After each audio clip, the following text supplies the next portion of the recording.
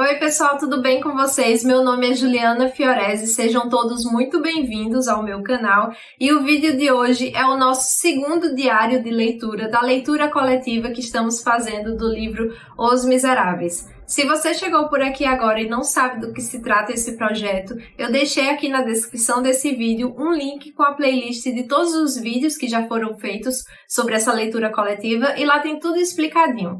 Eu deixei também um link para download do PDF do nosso cronograma, então lá tem todas as datas e todos os capítulos que nós leremos até o final do projeto e tem também o link do grupo no Telegram, onde todas as discussões estão acontecendo. O grupo está incrível, é muito legal ver o pessoal se empolgando, colocando as fotos dos livros, falando sobre a leitura em si, colocando lá o de hoje tá pago, e isso de certa maneira dá uma animação para todo mundo que faz parte do projeto também. Então, se você tá em dúvida, espero que de alguma maneira eu consiga te convencer a ler esse livro junto com a gente, porque tem sido uma experiência incrível. Então vai lá, olha os vídeos que eu deixei aqui na descrição do vídeo, vê o cronograma, e eu vou torcer para que você que tá aí se junte a nós também.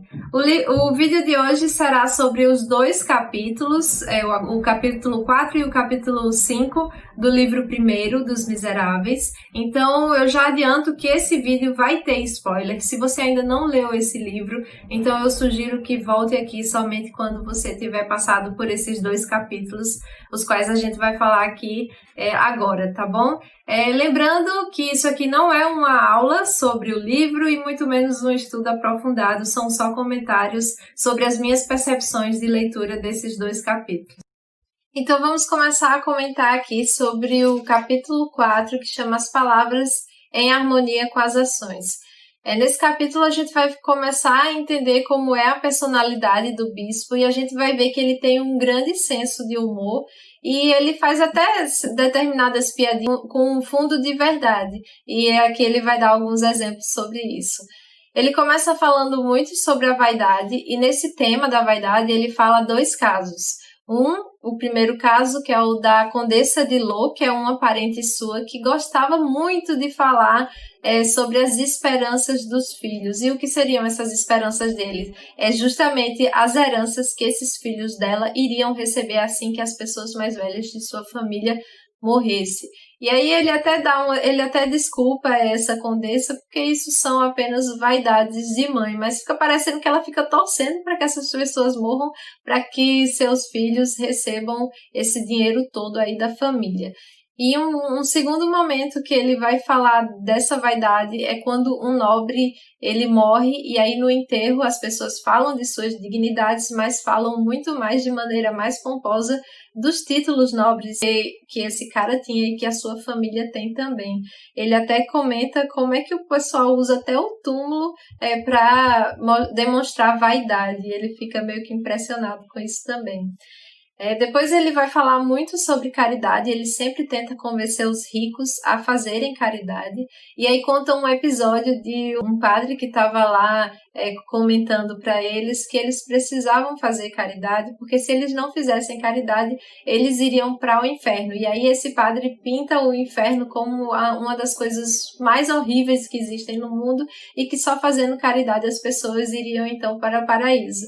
E aí mostra o caso de um comerciante que ele passou a vida inteira sem fazer uma única caridade e ele tinha muito dinheiro. Depois que ele escutou esse sermão do padre, ele meio que ficou com medo e todos os domingos, quando ele sai da missa, ele entrega uma única moeda para 6 velhinhas que ficam ali na porta da igreja pedindo esmola. E até o padre, o bispo, né, Miriel, ele tira uma onda disso, ele comenta ali com a irmã dele o seguinte: repare só Jeborã comprando um vitém de paraíso. Então ele fica meio que, ele dá uma risadinha, assim, ele solta uma piada com um fundo de verdade ali só para dizer, olha só, ele tá dando só uma única moeda para essas 6 senhorinhas dividirem e acha que tá fazendo muita coisa. E aí ele, quando ele vai dar os sermões dele, ele sempre fala que existem muitos pobres ali nas redondezas, e ele começa a citar os exemplos do imposto das portas e janelas, né? Quanto mais janelas tiver numa casa, maiores são os impostos que os proprietários têm que pagar. E aí ele fala quantidades enormes de casas que tinham apenas 3 aberturas. Ele fala das 2 aberturas também, que seriam só uma porta e uma janela. E fala das cabaninhas, que tinham apenas uma abertura, que seria a porta. E aí ele fica comentando, imagina famílias inteiras, pais, mães, senhoras, filhos, crianças, todas dentro do mesmo ambiente, onde se tinha apenas uma única abertura e o tanto de doença, de febre que acontecia dentro dessas casas. Então ele falava, tem tanta gente assim, vamos ajudar essas pessoas. Muitas dessas pessoas fazem um pão que vai durar ali 6 meses e eles precisavam cortar esse pão até com machado, de tão duro que ficava, e esse pão teria que ficar ali marinando durante 24 horas para eles poderem comer.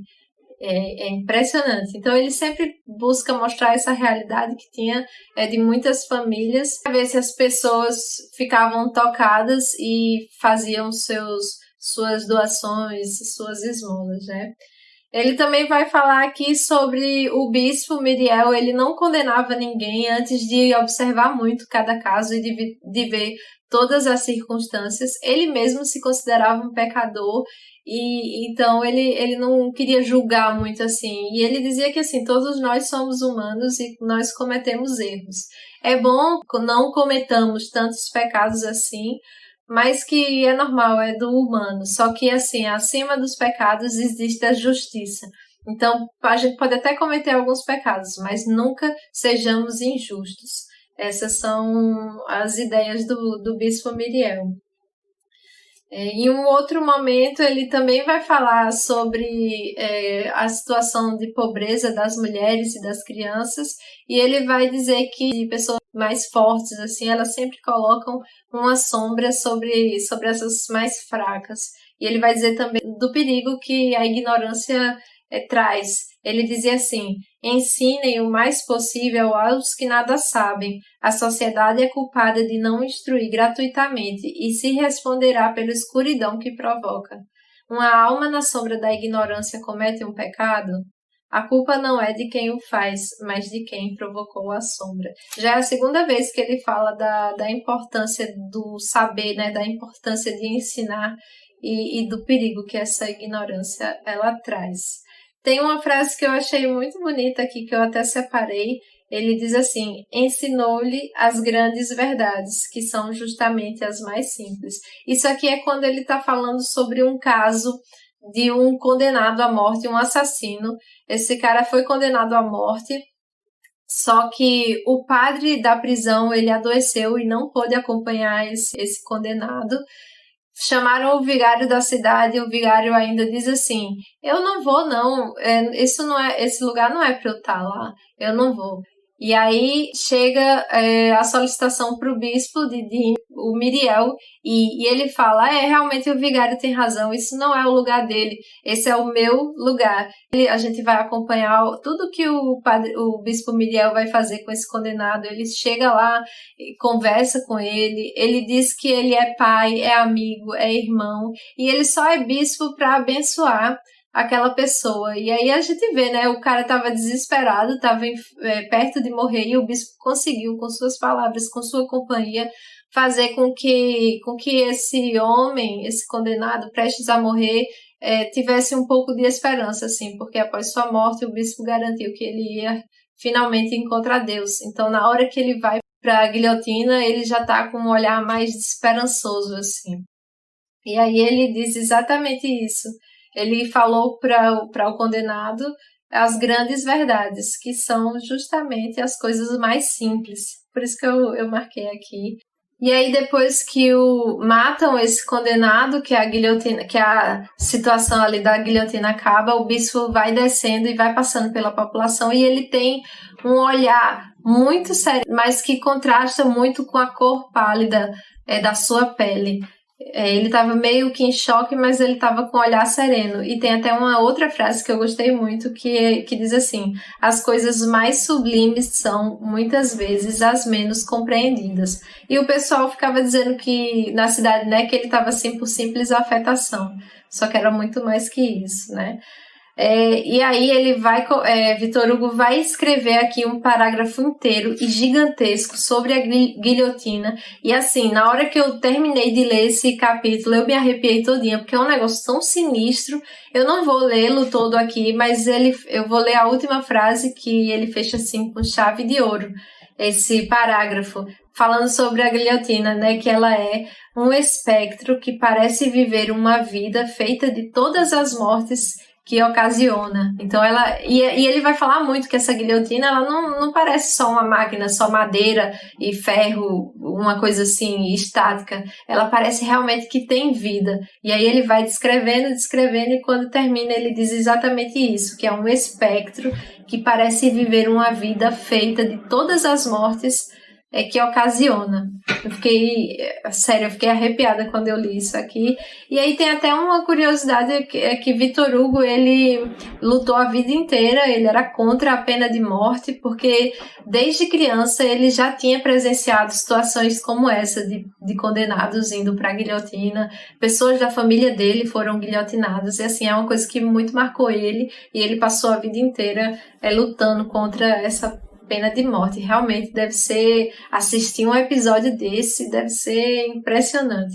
Mas aí continua dizendo que depois desse episódio o bispo Myriel ele foi melhorando, mas ele evitava de passar perto dessas praças de execução. E aí continua dizendo toda a bondade que o bispo Myriel ele fazia, ele consolava todo mundo. E tem mais uma frase que eu gostei muito em relação a isso, né? Ele diz aqui que ele consolava as mães que perderam filhos ou as esposas que perderam seus maridos.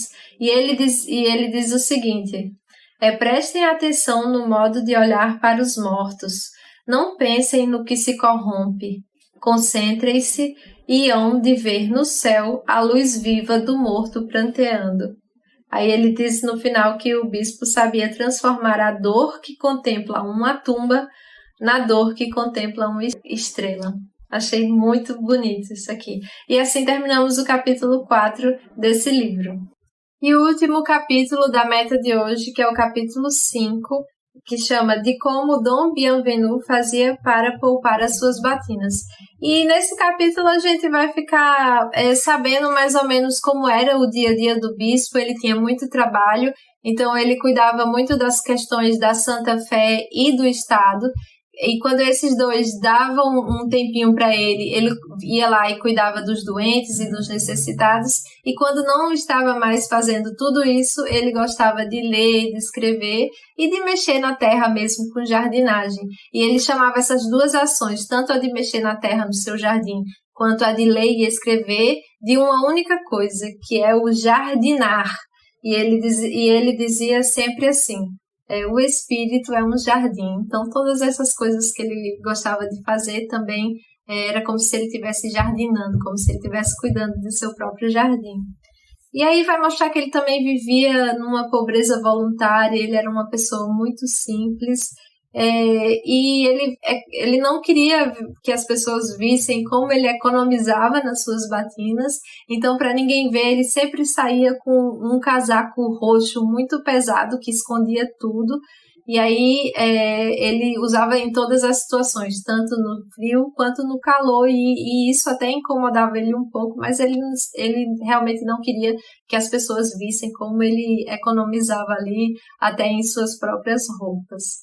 E vai falar também que por onde ele passava, ele iluminava, as pessoas gostavam de falar com ele na rua, as crianças e os mais velhos, quando ele aparecia, iam todas ao encontro dele. Ele era realmente muito querido assim naquela cidadezinha dele, e todo mundo dava o endereço desse bispo para os necessitados. E se alguém visse um necessitado ali na rua, pediam para ele bater lá na porta do bispo que ele ia ajudar. E tem uma parte engraçada aqui que ele diz assim, engraçada não, bonita até, que ele diz que o bispo, enquanto ele tinha dinheiro, ele visitava os mais pobres. E quando o dinheiro acabava, ele ia visitar os mais ricos. Então ele visitava os mais ricos, pegava a caridade e quando ele já tinha dinheiro, ele começava a visitar os mais pobres para fazer essa caridade. Achei isso muito legal. E aqui nós terminamos o nosso diário de leitura de hoje. Espero que vocês tenham gostado. Deixe aqui nos comentários a impressão de leitura que vocês tiveram desses 2 capítulos que nós lemos hoje. Quero saber o que vocês acharam, se estão gostando da leitura, se teve algum momento que marcou vocês ou uma frase que vocês gostaram muito. Deixa aqui tudo nos comentários, eu vou adorar ler e aí a gente vai trocando essa ideia. Lá no grupo as discussões também já estão acontecendo, então convido a todos a irem lá visitar também. Espero que vocês tenham gostado desse vídeo. Deixem o seu like nesse vídeo, porque vai me ajudar bastante. Se você ainda não é inscrito, faça sua inscrição. E deixe um comentário aqui. Tudo isso vai me ajudar muito. E se você quiser apoiar o meu trabalho, na descrição desse vídeo tem um link da minha loja online, onde você vai encontrar todos os meus trabalhos de ilustração que eu vendo, inclusive marcadores incríveis para todos vocês, para esses marcadores acompanharem a leitura de todos vocês. Tem também o meu clubinho de papelaria e organização, que é um projeto que eu tenho no Apoia-se, o link está lá embaixo. E eu deixei também alguns links de livros dos Miseráveis aqui, que são links da Amazon. E se vocês comprarem qualquer livro usando esses links, vocês me ajudam com uma pequena comissão. E isso não tem nenhum preço adicional para vocês. É isso, pessoal. Muito obrigada e até o próximo Diário de Leitura. Grande beijo. Tchau, tchau.